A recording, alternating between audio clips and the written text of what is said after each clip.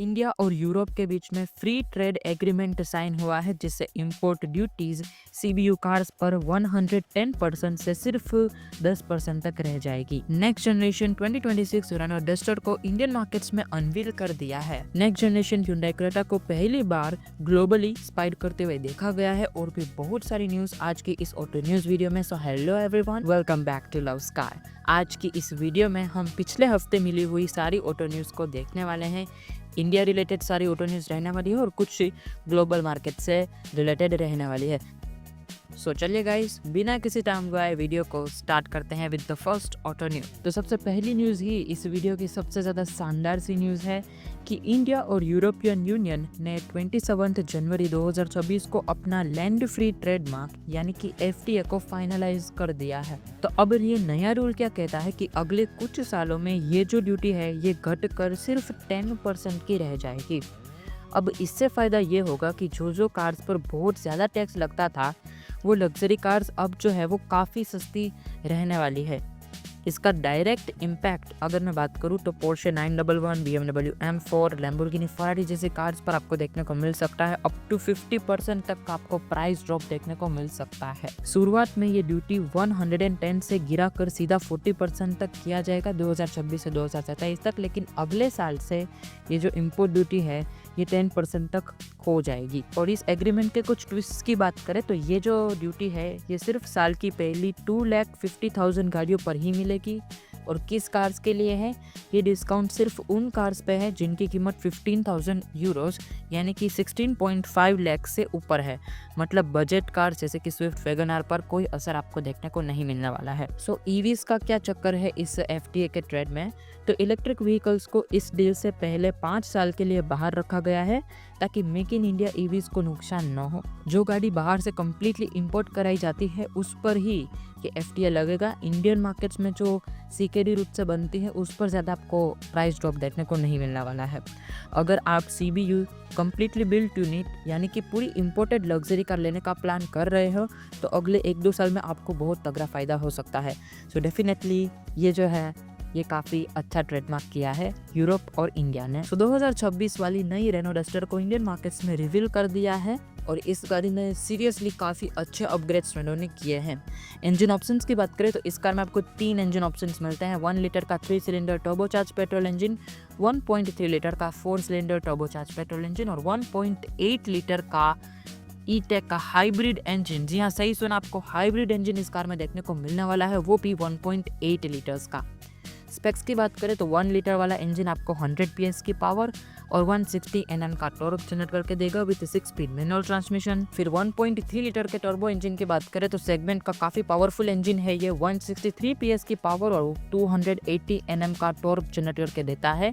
इसमें आपको 6 speed manual और 6 स्पीड DCT का ऑप्शन देखने को मिलने वाला है। सो 1.8 लीटर का हाइब्रिड इंजन है वो आपको दिवाली के टाइम देखने को मिलने वाला है, अभी लॉन्च नहीं होगा। नए रेनो डस्टर की लुक की बात करें तो ये इंडियन मार्केट्स के लिए स्पेसिफिकली इसमें कुछ चेंजेस किए हैं, जैसे कि रियर में कनेक्टेड टेल लैम्प्स, फिर आपको डिफरेंट इंटीरियर देखने को मिलता है। तो इंटरनेशनल मार्केट से डेफिनेटली देखने में काफ़ी अच्छी लगती है। और ये जो कार है ये मार्च 2026 में लॉन्च हो जाएगी। तो आपको ये नई वाली रेनो डस्टर कैसी लगी मुझे कमेंट्स में जरूर से बताइए। और इस कार पर मैं एक डिटेल्ड वीडियो जल्द ही ला रहा हूँ मेरे यूट्यूब चैनल पर, तो आप सब्सक्राइब करके बेल नोटिफिकेशन को ऑन कर देना ताकि आपको वीडियो मिल जाए। फिर नई वाली MG मैजेस्टर को इंडियन मार्केट्स में फाइनली टीज कर दिया है और ये जो गाड़ी है ये 12 फरवरी 2026 में लॉन्च होने वाली है। फॉर्च्यूनर के सेगमेंट में ये कार आने वाली है। फिर स्कोडा काइलाक ने 50,000 सेल्स माइलस्टोन को क्रॉस कर लिया है प्रोडक्शन यूनिट्स को। So congratulations to the all Kylaq owners and all Skoda Motors India, मतलब स्कोडा मोटर्स को भी और सारे काइलाक के ओनर्स को। फिर फॉक्सवैगन इंडिया ने ये टीज किया है कि वो 5 नई कार्स को भारत मार्केट में 2026 में लॉन्च करने वाले हैं, जिसमें से इनकी टैरोन रहने वाली है। फिर गोल्फ GTI का सेकंड बैच आने वाला है। फिर इसमें आपको वर्टिस और टाइगुन का आपको फेस्टिव देखने को मिलने वाला है और टैरोन R लाइन भी देखने को मिलने वाली है। तो ये 5 कार्स आपको इंडियन मार्केट्स में 2026 में देखने को मिलने वाली है फॉक्सवैगन की तरफ से। फिर जेनेसिस X स्कॉर्पियो कॉन्सेप्ट को रिवील कर दिया है। Hyundai की लग्जरी ब्रांड जेनेसिस ने अपना नया स्कॉर्पियो कॉन्सेप्ट X को रिवील किया है। इसका मेन फोकस परफॉर्मेंस और एक्सट्रीम लग्जरी पर है। ये दिखाता है कि जेनेसिस फ्यूचर में किस तरह की अल्ट्रा प्रीमियमनेस इलेक्ट्रिक SUVs को लाने वाला है। इसमें 1100 हॉर्स पावर एंड 1152 Nm का टॉर्क देखने को मिलने वाला है। तो आप खुद सोच सकते हो कि ये किस तरीके की कार रहने वाली है। एक्सट्रीम ऑफ रोड व्हीकल ये कार रहने वाली है। फिर अगली न्यूज़ की बात करते हैं तो 2026 Hyundai एक्स्टर के फेसलिफ्ट को पहली बार स्पाइड करते हुए देखा गया है। इसके इमेजेस से मुझे नहीं लगता है कि इसमें कुछ ज़्यादा चेंजेस किए जाएंगे। आपको इसमें कॉस्मेटिक अपडेट्स देखने को मिलने वाले हैं इसके फ्रंट एंड रियर डिज़ाइन से, और मार्च में ये लॉन्च हो सकती है। फिर नेक्स्ट जनरेशन Hyundai क्रेटा को पहली बार स्पाइड करते हुए देखा गया है। अब ये गाड़ी काफ़ी बड़ी है, नई वाली सेल्टोस की तरह ही, और इसके इंटीरियर को भी स्पाइड करते हुए देखा गया है, जिसमें नई वाली सेल्टोस इंस्पायर्ड आपको हेडरेस्ट देखने को मिलने वाले हैं। और डिज़ाइन की बात करें तो कम्प्लीटली मैं तो इसे बता नहीं सकता हूँ कि नेक्स्ट जनरेशन क्रेटा कैसी लगने वाली है, लेकिन Hyundai ने काफ़ी इंतज़ार किया है। मतलब सियारा आ गई, फिर सेल्टोस की नेक्स्ट जनरेशन आ गई, कुसाक के फेसलिफ्ट आ गई, डस्टर लॉन्च हो गई, फिर अभी टेक्ट्रॉन भी आएगी। सभी गाड़ियों के नेक्स्ट जनरेशन फेसलिफ्ट आ गए, और उसके बाद इसकी किंग, मतलब इस सेगमेंट की किंग Hyundai क्रेटा की नेक्स्ट जनरेशन आने वाली है। मैं तो बहुत ही ज़्यादा एक्साइटेड हूँ इस नई वाली क्रेटा को देखने के लिए। देखते हैं कि ये वाली नई जनरेशन कितना हद तक इम्पैक्ट क्रिएट कर पाती है बाकी सभी कॉम्पिटिटर्स से। Mahindra vision S diesel automatic mid variant को स्पाइड करते हुए देखा गया है, जिसमें आपको पैनोरामिक सनरूफ देखने को मिलने वाला है, और इसके इंटीरियर भी आप अपनी स्क्रीन पर देख सकते हो। ये अगले साल इंडियन मार्केट्स में लॉन्च हो जाएगा, ये विजन एस वाला मॉडल महिंद्रा का। फिर Hyundai Beyon को वापस से टेस्ट करते हुए देखा गया है स्नो में ग्लोबल मार्केट्स में। इंडिया ये इसी साल आएगी ऐसा मतलब बताया जा रहा है। अभी पता नहीं यही गाड़ी आएगी बेयॉन, या फिर इसका कोई नाम बदल दिया जाएगा, बिकॉज Hyundai एक कार तो टेस्ट कर ही रहा है इंडियन मार्केट्स में। फिर स्कॉर्पियो पिकअप को भी टेस्ट करते हुए देखा गया है इंडियन मार्केट्स में। इसमें आपको सनरूफ और वेंटिलेटेड सीट्स देखने को मिलने वाले हैं भाई। अब ये जो पर्टिकुलरली स्कॉर्पियो का पिकअप ट्रक है, तो ये जो कार है ये टोयोटा हाइलक्स के सेगमेंट में ही आएगी, लेकिन इसकी प्राइस जनरेटिवली आपको सस्ती देखने को मिलने वाली है हाइलक्स से, बिकॉज हाइलक्स इंपोर्ट होकर आती है और ये तो इंडिया में ही बनती है। फिर एक बड़ी रिपोर्ट आई है कि चाइना की ऑटोमोबाइल जायंट चेरी JLR के यूके प्लांट को यूज़ कर सकती है अपनी कार्स को बनाने के लिए। JLR मतलब कि जगुआर लैंड रोवर, और चेरी यूरोप में अपनी पकड़ मजबूत करना चाहती है, और JLR के साथ उनका चाइना में पहले से ही जॉइंट वेंचर है, इसीलिए ये अपनी कार्स को इस प्लांट में बेचना चाहती हैं। फिर महिंद्रा XUV7 XO के जो वेटिंग पीरियड है वो अब आपको 12 मंथ्स तक देखने को मिलने वाला है। आप अपने स्क्रीन पर देख सकते हो इसके वेटिंग पीरियड्स को।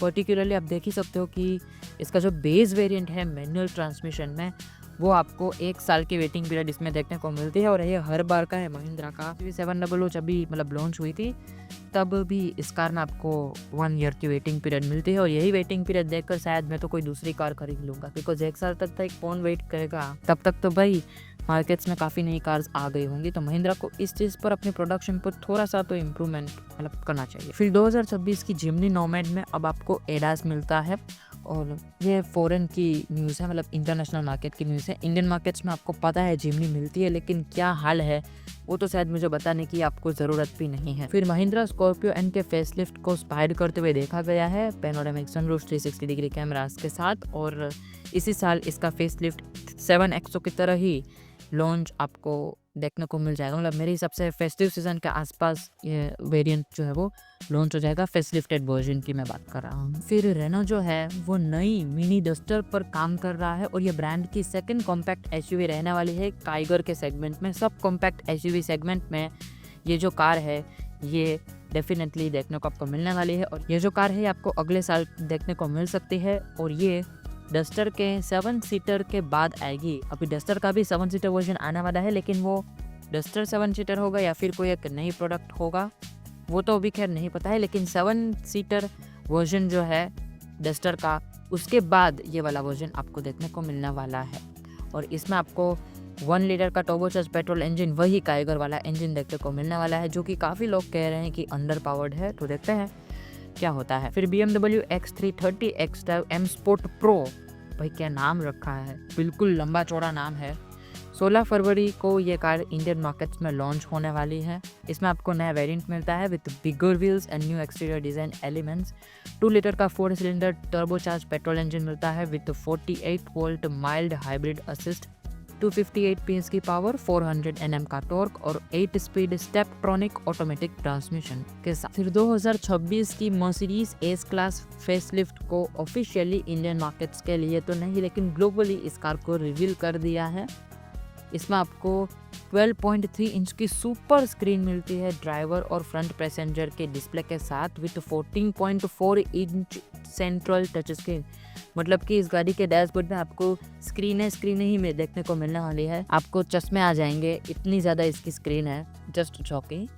और ये जो कार है ये 2027 के स्टार्टिंग फेज में इंडियन मार्केट्स में लॉन्च हो सकती है या तो फिर इसी साल के आखिर तक ये कार इंडियन मार्केट्स में आ जाएंगी। और अगर आप अंबानी हैं तो आप इस कार को खरीद सकते हैं। सो वॉक्सवैगन की टेरॉन आर लाइन को इंडियन मार्केट्स के लिए रिवील कर दिया है, मतलब India specific Tayron R line को रिवील कर दिया है। इसमें आपको 2 लीटर का टर्बोचार्ज पेट्रोल इंजन मिलता है टिगुआन की तरह ही, 204 PS की पावर, 320 Nm के टॉर्क के साथ 7 स्पीड DCT ऑटोमेटिक ट्रांसमिशन के साथ।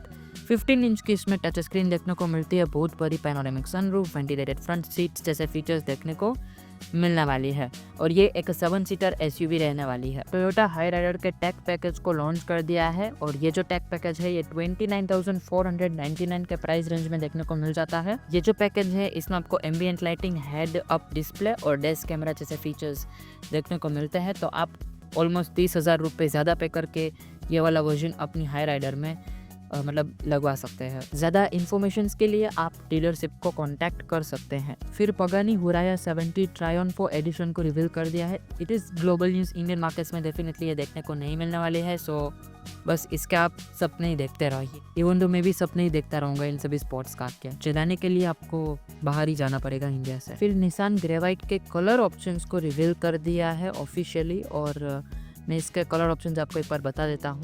वाइट, ब्लैक, सिल्वर, फिर ग्रे, फिर टील। तो ये 5 कलर ऑप्शंस आपको इस नए वाले निसान ग्रेवाइट में देखने को मिलने वाले हैं। इसी महीने ये कार टेक्टोन के साथ शायद रिवील हो सकती है। तो फिर जीप वालों ने कंफर्म किया है कि वो एक नई SUV को इंडियन मार्केट में 2027 में लॉन्च करने वाले हैं। अभी तक तो इनकी सिर्फ 2 ही SUV है। जल्दी से भाई कोई नया प्रोडक्ट लाओ वरना आप भी चला जाओगे इंडियन मार्केट्स को छोड़ के। फिर BMW i7 ने 1000 सेल्स यूनिट को क्रॉस कर लिया है। So congratulations to all the i7 owners and BMW India. Electric car है वैसे ये और काफ़ी महंगी मिलती है, तो 1000 यूनिट भी बहुत बड़ी बात है इन सभी कार्स के लिए। फिर वोल्वो प्लान कर रहा है कि एक नई 3 रो हाइब्रिड SUV को मतलब मैन्युफैक्चर करने का, जो कि इनकी XC90 के अबव प्लेस की जाएगी। इनके ऊपर इस नई वाली 3 रो हाइब्रिड SUV को रखा जाएगा। देखते हैं ये लोग क्या इसका नाम वगैरह रखते हैं, प्लान करते हैं हो गए। फिर BYD सेल को इंडियन मार्केट्स में रिकॉल किया है। शायद इसकी बैटरी में कोई डिफ़ॉल्ट है, इसी वजह से इस कार को वापस से रिकॉल किया है। और अगर आपकी कार में भी कोई प्रॉब्लम होगा तो आपको फ़ोन आ जाएगा अगर आपके पास ये सील है तो BYD की। सो आखिरी न्यूज़ की बात करते हैं तो महिंद्रा ने अपनी इलेक्ट्रिक SUV BE6 में लगी आग पर एक ऑफिशियल स्टेटमेंट जारी किया है। अभी आपको बता दूं कि टेस्टिंग के दौरान एक प्रोटोटाइप यानी कि टेस्ट कार में आग लग गई थी, जिसका वीडियो वायरल हुआ था। और इस पर महिंद्रा वालों का ये कहना है कि आग बैटरी पैक या मोटर की वजह से नहीं लगी थी। आग का कारण गाड़ी में लगे एक्सटर्नल टेस्टिंग सेंसर्स और वायरिंग में शॉर्ट सर्किट था, जो सिर्फ डेटा कलेक्ट करने के लिए लगाए गए थे। और महिंद्रा ने यह भी एश्योरेंस दी है कि उनका INGL प्लेटफॉर्म और बैटरी सेल्स बिल्कुल सेफ हैं और प्रोडक्शन मॉडल जो कि कस्टमर्स को मिलेगा उस पर इसका कोई भी असर देखने को नहीं मिलने वाला है। गाड़ी के हार्डवेयर में डिफेक्ट नहीं था बल्कि टेस्टिंग इक्विपमेंट में गड़बड़ थी। तो ये चीज़ महिंद्रा ने स्टेटमेंट में लिखा है, जो कि मैंने आपको बता दिया। तो खैर आप क्या सोचते हो इन सभी कार्स के बारे में, इलेक्ट्रिक कार्स के बारे में, let me know in the comments. और इस हफ्ते की तो बस यही न्यूज़ थी।